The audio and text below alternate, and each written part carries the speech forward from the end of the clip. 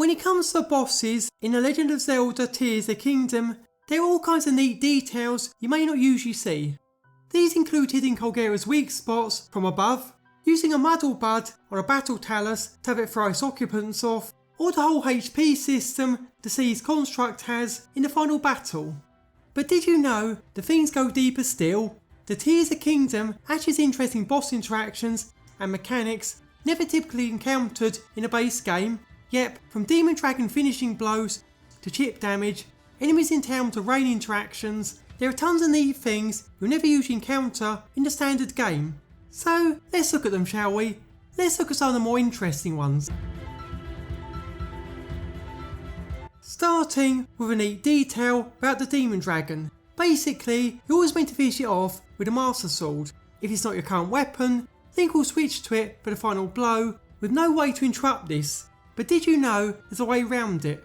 By using your Link auto build created for the Switch 2 version, you can remove the Master Sword after having already attained it. You'll then stop it from being added at the start of the final battle.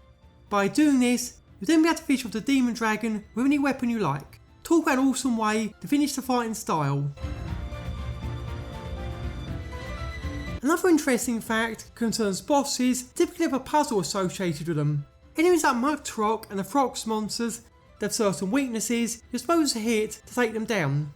Put simply, they're not actually invincible from taking damage by other means.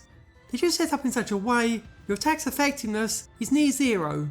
So if you pelt them with enough arrows or stand nearby, swing a sword for a few hours, they will go down. It'll just take a very long time. On a different note, there's another interesting exploit with Ganondorf in the game. Basically, not only can you delete your hearts in the final battle, but you can exploit this to get max hearts and stamina. Yeah, just store up a few hearts in the statue, have a fairy on standby, get by Ganondorf so you die, and when you're revived, you'll come back with 5 hearts, not 3. Store the extras in the horn statue, and repeat the process. On another note, have you ever wondered what happens if 2 story bosses appear at once? Well, it's surprisingly interesting. Basically, while you typically fight both at the same time, Marbled Goma will occasionally lock up, and Mugtrock will stop attacking at some points. No, we have no idea why this happens. Another neat detail involves construct bosses, like the Flux construct, Koga's ultimate weapon, and even the Sea's construct. Despite none of these things being fought near enemies, they're actually counted as constructs internally and will be targeted by monsters just the same. Meanwhile, there are also some neat details about Gibdos and the Queen Gibdo boss too. Basically, while they're weak to elemental attacks, merely being outside in the rain counts as being hit by one. So, if you manage to bring one to a rainy part of the map, it'll constantly be made vulnerable to attack since the rainwater breaks its shield every time it tries to restore it.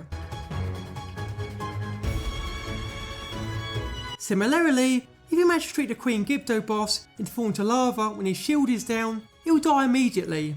As far as we know, he's the only boss in the game that's vulnerable to lava. Another interesting trick involves Ganondorf and the sages. Like other bosses, Ganon tends not to attack Link in towns or stables. However, if Link rides Miu's construct or one of Riju's lightning attacks hits him, Ganondorf will only attack and try to take out the sages there and then. What's more, he'll also ignore Link too. Yep, under the final battle version, who only attacks Link, Ganondorf's first form will just ignore him, decide the sages are more important, then try to kill them instead.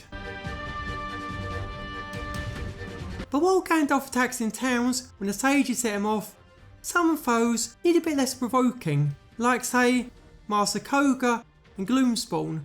Both will just attack the player in towns, regardless of whether the area is considered a safe zone or not. You have to fight them or run, and that's it. So yeah, retreating to Lookout Landing may not always be the best idea. Regardless, those are 9 facts about the bosses in Zelda Tears of the Kingdom. They're all details that are either unused or difficult to test, but in these setups they add more to the game either way. So, if you enjoyed the video, give it a like, subscribe to our channel if you want to see more, then leave your thoughts in the comments below or over on the Discord server today.